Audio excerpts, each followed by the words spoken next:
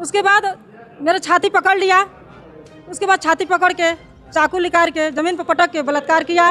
देवरिया से सामने आया यह मामला कई गंभीर सवाल खड़े करता है। एक महिला का आरोप है कि शादी की बातचीत के दौरान दहेज की मांग, उसके साथ कथित दुष्कर्म और फिर न्याय के लिए महीनों तक भटकने के बावजूद कार्रवाई में देरी हुई। आखिर पूरा मामला क्या है, आइए विस्तार से जानते हैं। देवरिया जिले के एक गाँव की रहने वाली एक महिला ने गंभीर आरोप लगाए हैं। उनका कहना है कि उनकी बेटी की शादी की बातचीत पिछले लगभग 1 वर्ष से गोरखपुर के बेलीपार थाना क्षेत्र के बरईपार गाँव निवासी आशीष चौरसिया से चल रही थी और सब कुछ सामान्य था। महिला का आरोप है कि 9 मार्च 2026 की रात जब वह घर में अकेली थी तब आशीष चौरसिया उसके घर पहुंचा और 4 लाख रुपए नगद, एक मोटरसाइकिल तथा 2 सेट बर्तनों की दहेज के रूप में मांग की। महिला का कहना है कि जब उसने अपनी आर्थिक स्थिति का हवाला देते हुए दहेज देने में असमर्थता जताई तब आरोपी ने कथित तौर पर उसके साथ मारपीट की, चाकू दिखाकर जान से मारने की धमकी दी और उसके साथ दुष्कर्म किया। पीड़िता का कहना है कि घटना के बाद उसके शोर मचाने पर आसपास के लोग मौके पे पहुंचे। इसके बाद उन्होंने कोतवाली देवरिया में FIR दर्ज कराने का प्रयास किया, लेकिन उसकी शिकायत दर्ज नहीं की गई और न ही मेडिकल परीक्षण कराया गया। उसका दावा है कि उसने पुलिस अधीक्षक को भी रजिस्टर्ड डाक के माध्यम से शिकायत भेजी,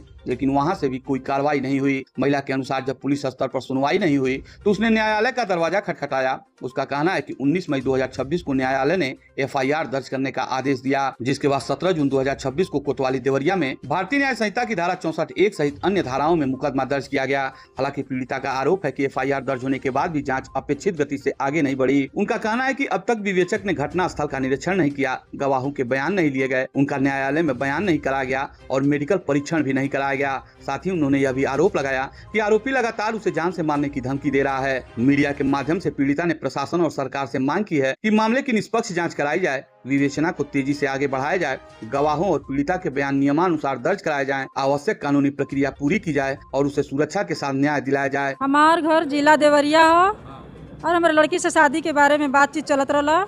उसके बाद हमारे घर पर मार्च में 9 तारीख के 7:30 बजे रात में जाके और बोला कि आशीष चौरसिया कि 4 लाख रुपया नगद और 2 सेट बर्तन, गाड़ी नहीं देबू तो शादी ना करब। उसके बाद हम बोलने कि भैया हम गरीब आदमी कहाँ से दे सके। उसके बाद मेरा छाती पकड़ लिया, उसके बाद छाती पकड़ के चाकू निकाल के जमीन पर पटक के बलात्कार किया, धमकी दिखा के।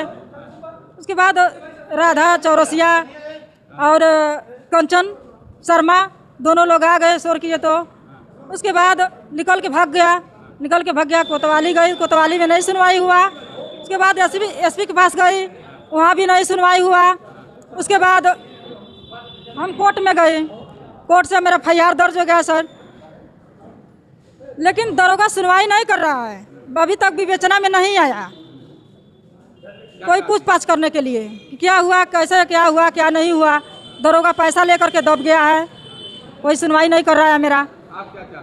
हम चाहते नहीं है कि वो कोई जेल फांसी हो, जैसे हमारी इज्जत ले लेगा वैसे वो इज्जत खा के छोड़ब हम। फिलहाल इस मामले में पीड़िता की ओर से लगाए गए ये गंभीर आरोप सामने आए हैं। इन आरोपों की स्वतंत्र पुष्टि होनी अभी बाकी है और संबंधित पक्ष का आधिकारिक पक्ष भी सामने आना शेष है। जैसे इस मामले में पुलिस या दूसरे पक्ष का बयान सामने आएगा, हम आपको उसकी भी जानकारी जरूर देंगे।